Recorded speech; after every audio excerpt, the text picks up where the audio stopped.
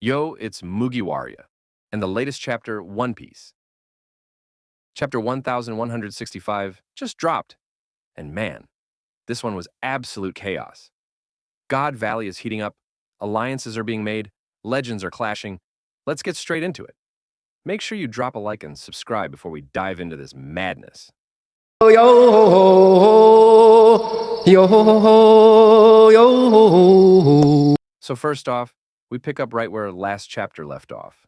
Rox D. Xebec versus Roger and Garp. And bro, this fight is wild.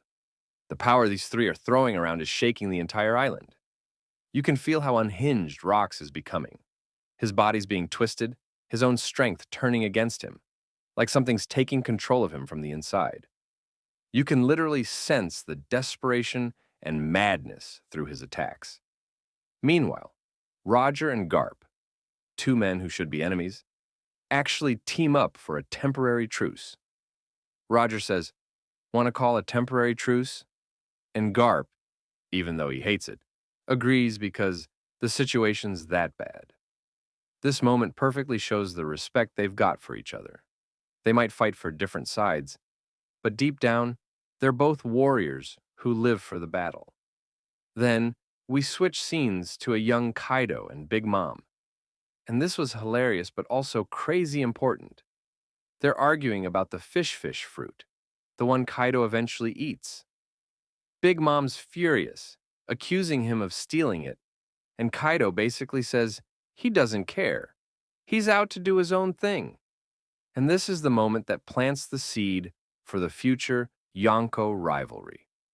Oda's showing us how the next generation started splitting right here. Then there's a short but emotional part. We get introduced to Captain Polo Graham, the leader of the Polo Pirates. He's talking to Whitebeard, asking him to join up and start a crew. This feels like a setup for how the Whitebeard Pirates originally formed. Polo might even be Marco's father.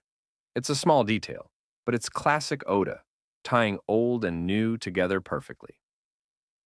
Next up, we see Monkey D. Dragon in one of his most powerful early moments.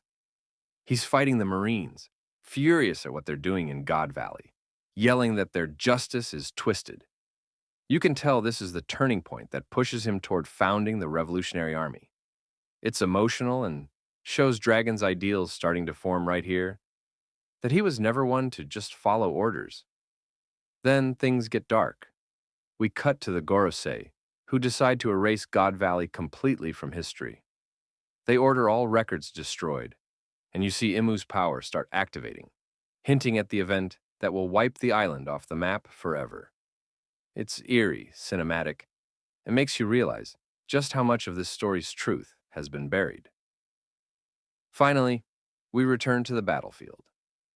Roger and Garp are both exhausted but still smiling, throwing everything they've got into one final combo attack. They even start talking mid-battle about hockey, exchanging ideas on how to push it further.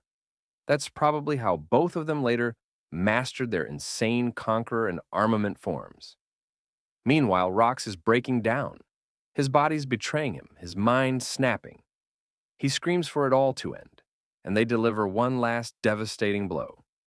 The chapter ends on this emotional note, God Valley collapsing, flames everywhere, and you just know this moment will echo for decades in One Piece history.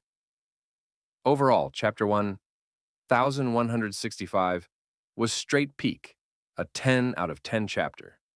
Oda's on fire right now. We're seeing the birth of legends, the fall of monsters, and the secrets the world tried to erase. God Valley might just be one of the greatest flashbacks in One Piece.